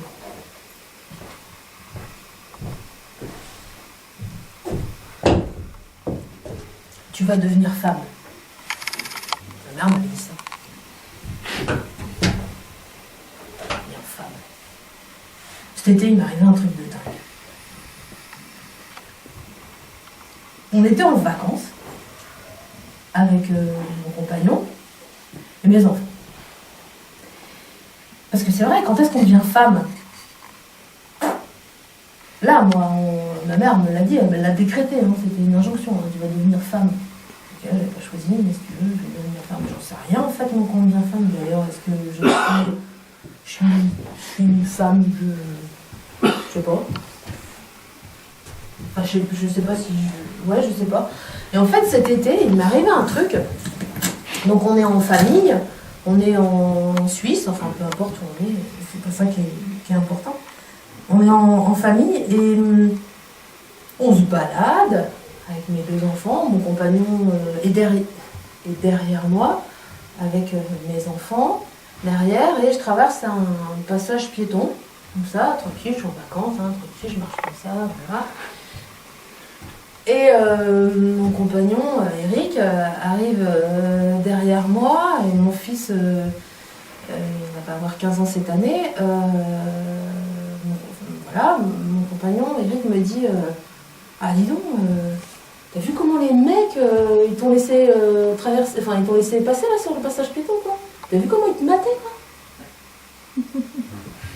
N'importe quoi. N'importe quoi, mais ça va pas, quoi. Une gonzesse comme moi qu'on va regarder dans la rue. N'importe quoi. Eric me dit, si, mais t'as pas vu ou quoi, comment ils t'ont maté, les mecs et tout. Et là, moi, je dis, mais ça va ou quoi, enfin, tu dis pas ça devant mon fils, devant notre fils qui est juste à côté, quoi. Et là, mon fils se rapproche et il me dit, non mais maman, ça va ou quoi, t'es pas que ma mère, hein. T'es aussi une femme, hein. Qui peut plaire dans la rue, comme ça, je le sais bien. Enfin, quand tu dis à papa de pas me parler comme ça, enfin, je sais bien, tu peux plaire et tu peux te faire siffler. Moi, j'ai bien vu les mecs, t'avais regardé aussi. Hein. J'ai dit, ok. En fait, on devient femme parce que quelqu'un l'a décrété, on devient femme aussi dans ce genre de circonstances. Et puis, en fait, on est plein de choses en même temps, plein de places, plein de... Je prends conscience d'un coup, et lui ça lui paraissait évident, enfin, je dis pas simplement sa maman, que j'étais aussi une femme,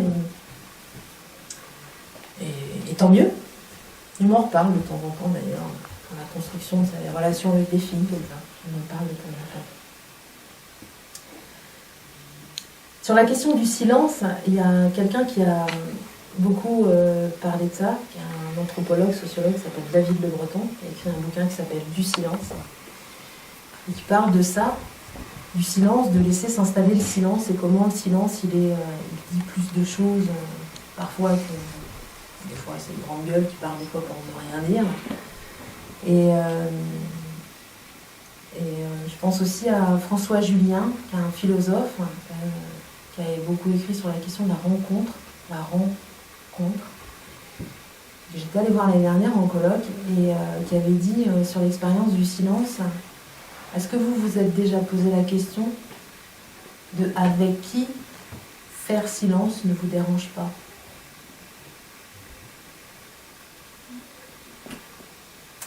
Je trouve que la question est intéressante.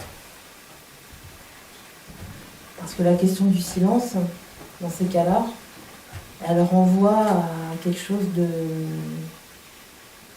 d'intime, de profond de soi, et quand le silence il n'est pas dérangeant, alors c'est peut-être des intimes qui se rencontrent, je sais pas, des sensibilités qui se rencontrent, parce qu'il n'est pas gênant, on n'a pas besoin de parler.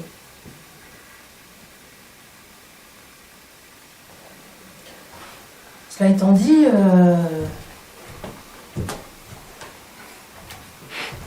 des fois, d'être là, alors on fait résilience avec les traumatismes et tout ça. Alors, des fois, au niveau professionnel, c'est pas super confortable quand même, hein, comme je le disais, c'est-à-dire que l'entre-deux, t'es obligé de faire un grand écart comme ça pour revenir des fois au milieu comme ça. Alors moi, j'essaye des trucs dans mon boulot, de me dire, mais en fait, il faut revenir à ce sensible-là dans le travail social. C'est vrai, le travail social, je l'ai dit tout à l'heure, c'est un travail de la relation, c'est pas de la technique de la relation, enfin, c'est des artisans de la relation, ils s'essayent, et plus ils vont s'essayer, plus ils vont comprendre des trucs, et puis ils vont pas comprendre tout de suite quand ils sortent à 21 ans et qu'ils ont leur diplôme, ils ont besoin d'aller travailler et autres. Et je me dis, il faut surtout, comme le référentiel, il n'en parle pas de ça. Il ne parle pas de ses affects, ou il en parle, mais d'un point de vue prescriptif. La distance, par exemple, réguler son implication émotionnelle, ça, il en parle, il s'en parler. C'est bien, c'est pas bien, c'est trop, c'est pas assez. Mais il ne parle pas du sensible, jamais c'est marqué du sensible. Et comme le sensible, c'est l'intime. Ben, je me dis, mais c'est ça qu'il faut mettre dans nos contenus de formation. Alors moi, je saisis les brèches comme ça. Je saisis les failles, je me balade un peu, dans ces contenus de formation, dans le référentiel, je chope des petits trucs dans le référentiel. Et dans le référentiel, il y a une phrase, c'est marqué dans le contenu de formation, proposer aux étudiants en formation des techniques éducatives, de la balle, des techniques éducatives. Je suis responsable de ça dans le centre de formation, je travaille pour beaucoup de filières. Et alors ça, pas grand monde qui y touche, parce qu'il y a peut-être pas beaucoup de mes collègues plus de compétences que moi à toucher à ça. Et alors moi, je m'amuse et je prends un pied fou là-dedans à proposer à nos étudiants des ateliers de techniques éducatives. Bon, alors les textes, ils ont changé, on appelait ça technique éducative, médiation culturelle, pratique artistique, bon, on s'en fiche, hein, c'est des ateliers. Et alors, c'est des ateliers où nos étudiants sont obligés de travailler un peu sur eux, en fait, sur leur résistance. Enfin, on ne le fait pas comme ça, hein, c'est pas des ateliers de parole, non, c'est des ateliers où ils font à partir d'un média, à partir d'une technique culturelle, artistique. Alors, moi, je travaille avec 15 vacataires, des gens passionnants qui leur proposent du théâtre forum, qui leur proposent de danser, qui leur propose de faire de l'art plastique, qui leur propose d'aller investir l'espace public, d'aller investir les rues et de faire de l'affichage, de se poser à un endroit qui appartient à personne parce qu'il est public. Donc de se poser et de faire des croquis comme ça, d'aller avec des postes de radio comme ça et d'aller interviewer des gens, de faire de la radio sociale, d'entendre la vie des gens avec un média qui est celui de la radio.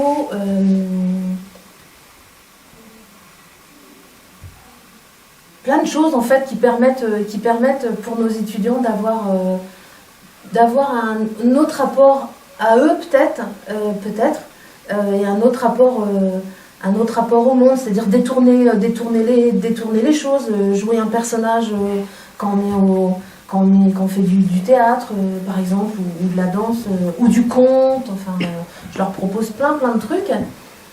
Et ce truc-là, parce qu'en fait, depuis 2 ans, il y a une nouvelle réforme avec des nouveaux référentiels qui sont tombés. Pas encore sur les moniteurs éducateurs, pas encore. Mais sur les diplômes, des éducateurs spécialisés, des assistants sociaux, d'autres diplômes, en fait, il y a une réforme de nouveau qui est tombée. Alors là, c'est un autre truc pour nous simplifier encore l'existence à nous en tant que formateurs. C'est-à-dire qu'ils ont monté d'un cran, c'est-à-dire que les diplômes maintenant, ils sont reconnus Bac+3, on est obligé de bosser avec l'université, d'avoir des contenus de formation, youpi, ça rigole pas. Et alors du coup, dans les réformes, certains centres de formation, celui dans lequel je travaille, je n'ai pas été associée à cette réflexion-là. Dans le cadre de cette réforme, ils ont supprimé des contenus de formation. Et qu'est-ce qu'ils ont supprimé d'après vous comme contenu de formation ? Technique éducative. Les techniques éducatives. Ah ouais. Et vous savez par quoi ils les ont remplacés, les techniques éducatives, les ateliers de médiation artistique dans lesquels on fait plein de poésie, dans lesquels on voit comment on peut être et comment on peut danser, et comment on peut écrire en écrivant n'importe quoi et pas en écrivant des rapports avec une introduction, une partie 1, une partie 2, une partie 3. Non, tu fais des ateliers d'écriture et tu parles de la vie et de la poésie du monde. Ils les ont remplacés par des stages. Non, même pas. Non, même pas des stages. Des stages, ça aurait été pas mal. De la musculation. Non. Du mind mapping. Mind mapping. De l'anglais. De l'anglais. Ouais, alors de l'anglais. De Bah oui, Céline, elle est étudiante en 3e année, éducatrice spécialisée. De l'anglais. Mais aussi de la méthodologie de recherche, en sciences sociales pour élaborer le mémoire. Et des cours informatiques. Bah oui. Mais comme si le métier de travailleur social c'était du PowerPoint et de l'Excel, quoi. Comme si la relation, c'était du PowerPoint, de l'Excel et tout ça. En plus, une génération de jeunes gens qui arrivent dans les instituts de formation, enfin je veux dire, on est à la ramasse, quoi, grave sur tous les outils informatiques. Ils ont des longueurs d'avance sur nous, ils ont plein de compétences là-dessus, mais non, on leur colle des sessions informatiques pour faire des camemberts, des cartes mentales heuristiques, mind mapping. C'est ça. Et bah, en fait, cette réforme-là, en fait, ils ne sont pas allés très très loin dans la réflexion. Alors certains centres de formation, ils ont carrément supprimé, parce que ça, c'est hyper menaçant. Parce que dans ces ateliers-là, dans ces contenus-là, en fait, on fait des étudiants qui peuvent dire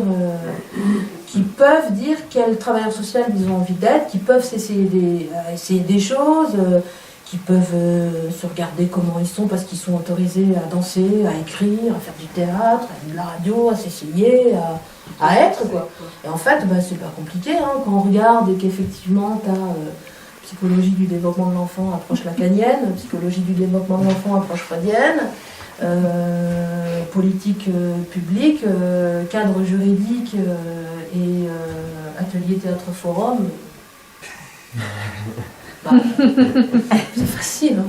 Vous avez besoin de récupérer 30 heures et moi je construis des semaines de formation qui sont de 30 heures. Bah voilà. Bah c'est ça qu'on a supprimé. Bah voilà. Alors moi j'essaye de faire ça, de continuer à proposer ça à nos étudiants. Je crois qu'ils en sont plutôt assez contents, je crois. Ouais. Voilà. Et alors dans cet espace-là professionnel, ben c'est pas confortable, mais je me dis que je suis peut-être pas toute seule en fait. Et collectivement, il y a peut-être quelque chose à faire, à continuer là-dessus et ouais, c'est bien de ne pas se sentir toute seule, parce que si j'étais toute seule, j'apporterais ma démission à mon employeur demain, on ne peut pas tenir en fait. Ben non, c'est dans les entre-deux, dans les interstices qu'il faut aller pour pouvoir continuer à se lever le matin et à se dire ouais, on agit comme ça et ça c'est bien. Et il n'y a pas très longtemps, un ancien étudiant m'a envoyé ce texte-là et là je me suis dit ouais grave, je suis carrément pas toute seule quoi. Il a écrit ça. Il a écrit le système en parlant des référentiels. Il a écrit ce système nous fait rentrer dans des autoroutes, des voies toutes tracées, minéralisées, sécurisées, où surtout il ne faut pas qu'il s'y passe autre chose que ce qui est prévu. L'entre-deux, le sensible, c'est le pas de côté, le chemin des oiseaux, la rivine à 3 grammes. Le voyage de la pensée organisée, rationalisée est celui du capitalisme. Il faut gagner du temps, penser tous pareil, et surtout ne pas permettre qu'on puisse penser autrement, car penser autrement, c'est une perte de temps, une perte d'efficacité, la porte ouverte à la subversion, la dissidence, la libre pensée, la liberté, l'oisiveté. Bref, un grain de sable de l'entre-deux dans le système de la productivité. Du coup, il n'y a plus de passe au merveilleux, à l'étonnement, à la surprise, à la joie, donc à l'espoir, et c'est tant mieux pour l'élite, parce que le désespoir est un outil puissant de contrôle et d'uniformisation. Chacun est à sa place, ou plutôt à la place qu'on lui a assignée. C'est le meilleur des mondes d'Aldous Huxley. La référentialisation tue la pensée. Chic, je suis pas toute seule. Ah, c'est bien. Alors la référentialisation, elle tue la pensée, et la référentialisation, bah, elle tue la petite bonne femme au-dessus. Parce qu'on si on n'y fait pas gaffe, on la plante complètement en fait. Hein. On la voit pas en fait. Hein. Vous imaginez 50 indicateurs de compétences et pour au final avoir un être humain, on la voit pas en fait et il faut faire super gaffe. Luc Carton, il le dit, hein, qui est sociologue belge. Il dit les référentiels, ils sont pensés pour détruire la dimension humaine des métiers de la relation. Ben oui, évidemment. Et c'est hyper dangereux, en fait. C'est hyper menaçant. Et plus c'est menaçant, plus il faut résister, plus il faut aller dans les entre-deux, là. Moi, je dis. Si je suis pas toute seule, c'est mieux. Hein. Il y a plein de manières hein, de ne pas y aller toute seule. Il y a les syndicats, il y a les organisations plus officieuses, mais on peut tenir dans l'entre-deux. Hein. On peut tenir. On fait des fois des grands écarts, mais c'est pas grave. Hein. C'est pas grave.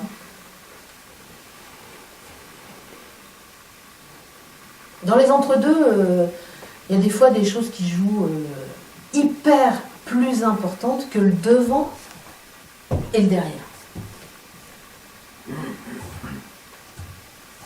J'étais donc travailleuse sociale en AEMO. AEMO. Assistance éducative en milieu ouvert. Ouais, bien. Ouais, assistance éducative en milieu ouvert. Et c'était, j'intervenais dans une situation auprès d'un maman. Enfin, je suis dans une situation maman. Rien de dire ce que je viens de dire. Dans une situation chez une maman qui avait un enfant, un petit, en primaire, début de primaire. Et dans cette situation-là, Madame Ginari, dans cette situation-là, chez cette maman-là, en fait, on est alerté, nous, le service éducatif, la pédopsie, l'école. La maman, ça fait une semaine qu'elle a un peu emmené son gamin à l'école.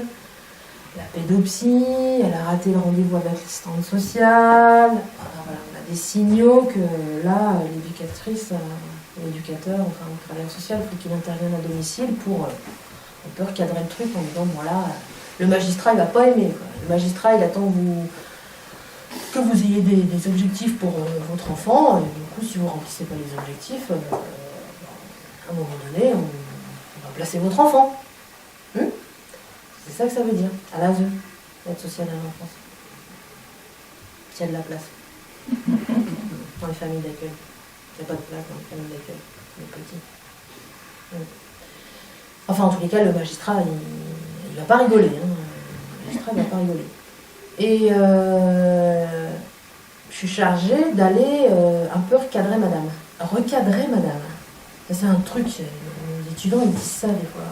J'ai recadré l'adolescent. Je ne sais pas ce que ça veut dire, ce truc-là, j'ai recadré.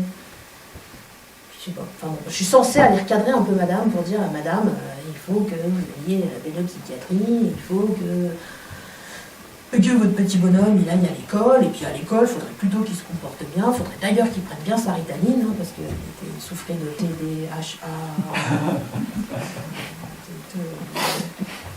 J'avais dit pourtant que je retiendrais. Non, TDHA, trouble déficitaire de l'attention à l'attention, hyperactivité. Des travailleurs sociaux.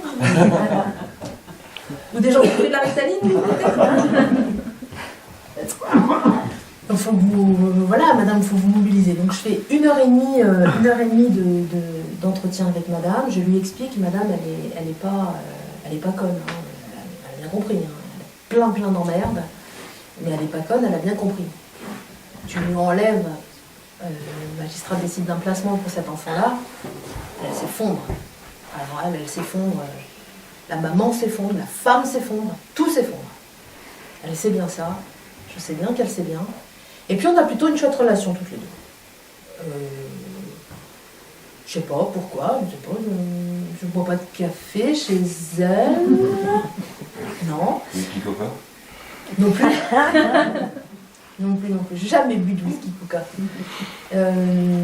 Non, mais je sais pas, c'est un truc comme ça, c'est du feeling, comme ça se passe bien, ok, tu te poses pas la question, c'est magique, le truc ça se passe bien, ok, tu joues pas trop ta place, là pour le coup, tu sais pourquoi t'es là, ok. Là, l'entretien, ça rigole pas trop quand même, voilà. Et puis, elle a tout compris, oui, madame de Gouy, demain, petit bonhomme ira à l'école, oui, ce soir, je vais lui donner la Ritaline. Oui, la semaine prochaine, je vais l'emmener en pédopsychiatrie. Oui, j'irai à l'école pour la réunion, la 25e réunion avec l'institutrice. Oui, je ferai tout ce que vous me direz. Ok, c'est bien. Okay. À un moment donné, c'est comme dans ma femme rouge, la visite se termine. Il faut que je rentre chez moi. Il faut que je lui laisse la paix. Il faut que je lui foute la paix chez elle. Et je m'apprête à partir, vraiment comme ça, et il y a un petit sas d'entrée comme ça. J'ai la main sur la porte, et elle me dit, la voix un peu plus assurée que tout à l'heure, elle me dit...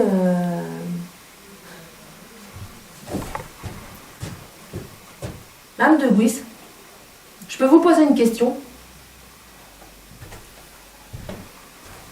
Attends, ça fait juste 1h30 qu'on a parlé de plein de trucs là. Tu peux me poser une question? Ben oui, évidemment que tu peux me poser une question. Oui, bien sûr, Madame Ginari, vous pouvez me poser une question. Oui, je sais bien que... Je m'attends à tout en fait comme question. Là, je ne suis pas très à l'aise encore une fois. Je m'attends à tout comme question et oui, bien sûr. Oui.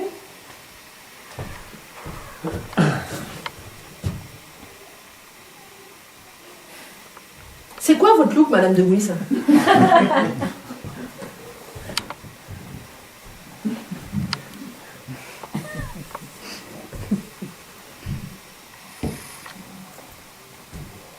Bah, je sais pas. Ah, je sais pas. Je t'ai jamais posé la question, c'est quoi mon look, hein. Je sais pas. J'aime bien les couleurs. Je sais pas, bah cool. Enfin, je sais pas. Non, en fait, je sais pas. Je porte pas des...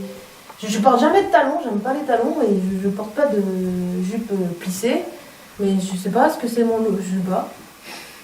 Je sais pas, j'ai un look de baba cool en couleur, néo-marxiste sur le retour, je sais pas. Anticapitaliste, ouais.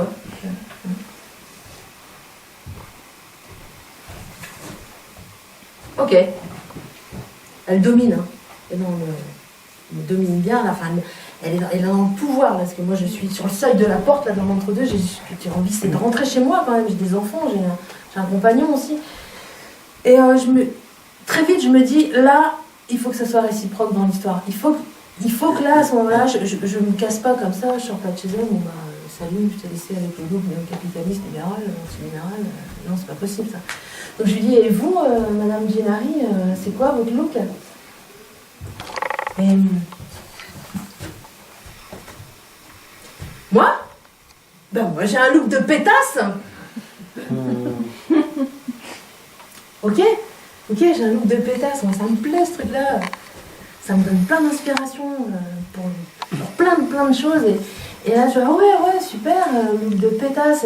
Et là, elle va me sortir plein de trucs qu'elle venait d'acheter, des talons avec des trucs léopards, des leggings, des trucs. Elle me dit, bah ouais, bah, moi j'ai un look de pétasse, mais j'assume d'avoir un look de pétasse. Hein, on était loin de la convocation en pédopsychiatrie, de l'école, du monde, du placement du juge des enfants. Enfin, il y avait juste un truc entre elle et moi sur le seuil de la porte, dans l'entre-deux.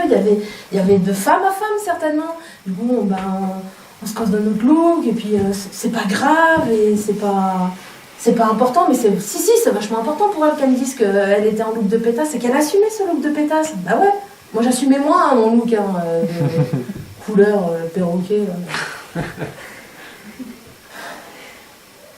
En fait, je suis sur le seuil de sa porte, vraiment sur le seuil de sa porte. Et je me dis, bah, un jour je parlerai d'elle. Et je parlerai de toutes les familles que j'ai rencontrées. Et je me dis que peut-être que lui avoir répondu comme j'ai répondu avec ce que je suis, dans mon inconfortabilité d'être sur le seuil de la porte et d'être dans l'entre-deux, bah c'est peut-être ce qui l'a autorisé à répondre. Peut-être. Je sais pas. En fait, je sais pas. J'ai pris la porte, je suis partie. J'ai pris l'entre-deux avec moi. Et je me suis dit, peut-être, finalement, je sais pas. C'est vachement révolutionnaire. Je sais pas. Non, je sais pas. C'est quoi, vous? C'est rien.